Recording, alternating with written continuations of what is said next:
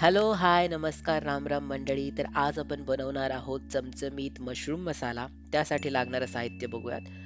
अर्धा kilo mushroom, 4 कांदे उभे चिरून, 2 टोमॅटो बारीक फोडी करून घेतलेत, खडा मसाला, काजू, कोथिंबिरीची देठं, मगज बी, आलं, लसूण पाकळ्या, मिरची, 1.5 चमचा गव्हाचं पीठ, जिरे इथे घेतलेले आहेत, हळद आणि चवीनुसार मीठ. तर हे सगळं साहित्य आपल्याला वाटण्यासाठी लागणार आहे. सगळ्यात आधी आपण मशरूम स्वच्छ धुवून घ्यायचेत. त्यासाठी आपल्याला गव्हाच्या पिठाचा वापर करायचा आहे. इथे आपण गव्हाचं पीठ मशरूमला लावून मशरूम छान धुवून घ्यायचेत. गव्हाच्या पिठाने मशरूम धुतल्यामुळे त्याच्यावरील सगळी घाण निघून जायला मदत होते. तर तुम्हीही याच पद्धतीने मशरूम धुवून घ्या. आता आपण पाण्याने मशरूम स्वच्छ धुवून घ्यायचेत. गव्हाचं पीठ लावल्यामुळे मशरूमवरील जी काही बुरशी किंवा जी काही घाण असते ती निघून जाते. आता इथे आपले मशरूम धुवून झालेत. ते आपण बारीक कट करून घेतलेले आहेत. इथे आपण एका पातेल्यामध्ये पाणी गरम करायला ठेवलं होतं. त्याच्यामध्ये आपण हळद घातली आहे थोडीशी आणि थोडंसं मीठ घातलंय. आता जे बारीक केलेले मशरूम आहेत ते आपल्याला या पाण्यामध्ये घालायचेत आणि आपल्याला 60% पर्यंत मशरूम शिजवून घ्यायचेत. आता आपण इथे दुसऱ्या एका कढईमध्ये तेल गरम केलेलं आहे. त्याच्यामध्ये आपण घातले आहेत जिरे आणि जे 4 कांदे आपण बारीक करून घेतले होते, ते कांदे आता आपण याच्यामध्ये परतून घेणार आहोत. आपल्याला कांदा खूप परतवायचा नाहीये. त्याचा रंग थोडासा बदलेपर्यंत आपल्याला त्याला परतून घ्यायचा. त्यामध्ये आपल्याला घालायचा आहे खडा मसाला. याच्यामध्ये आपण 2 तमालपत्र, 4 मिरी, 4 लवंगा, 2 वेलची आणि 2 दालचिनी घेतलेले आहेत. त्यानंतर आपण इथे कोथिंबिरीची देठं घातलेली आहेत. आता आपण इथे आलं त्याच्यामध्ये घातलेलं आहे. 20 ते 25 लसूण पाकळ्या आपण इथे घेतल्या आहेत.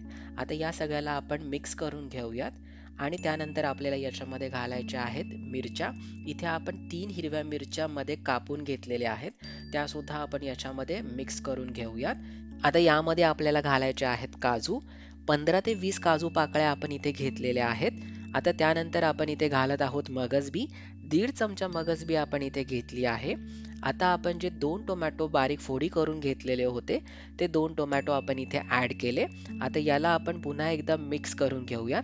मिक्स केल्यानंतर आपल्याला इथे थोडं पाणी याच्यामध्ये ॲड करायचं आहे. पाणी ॲड केल्यानंतर आता पुन्हा एकदा आपण ह्याला मिक्स मिक्स केल्यानंतर आपण याच्यामध्ये घालणार आहोत मीठ. थोडंसं मीठ आपल्याला याच्यामध्ये घालायचं आहे आणि हे मिश्रण मिक्स करून आपल्याला शिजवून घ्यायचं आहे. शिजवून झाल्यानंतर आपल्याला हे संपूर्ण मिश्रण बारीक वाटून घ्यायचं आहे. आता आपलं वाटण तयार आहे.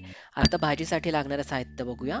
उकडून घेतलेले मशरूम, जे आपण वाटण केलेलं आहे आत्ता ते वाटण, एक अख्खा टोमॅटो आपण बारीक करून घेतलाय, एक कांदा आपण इथे बारीक करून घेतलेला आहे, 5 चमचे आपण तूप घेतलं आहे, 1 चमचा गरम मसाला, 1 चमचा आपण जिरेपूड घेतली आहे, 4 चमचे फ्रेश क्रीम, अर्धा चमचा हळद घेतलेली आहे आपण, अर्धा चमचा काश्मीरी लाल मिर्च, 1 चमचा लाल तिखट, 1 चमचा बेडगी मिरची पावडर, 1 चमचा इथे आपण धनेपूड घेतलेली आहे, कसुरी मेथी घेतलेली आहे, गार्निशिंगसाठी कोथिंबीर आणि चवीनुसार. इथे आपण एका कढईमध्ये तेल गरम करायला ठेवलं होतं.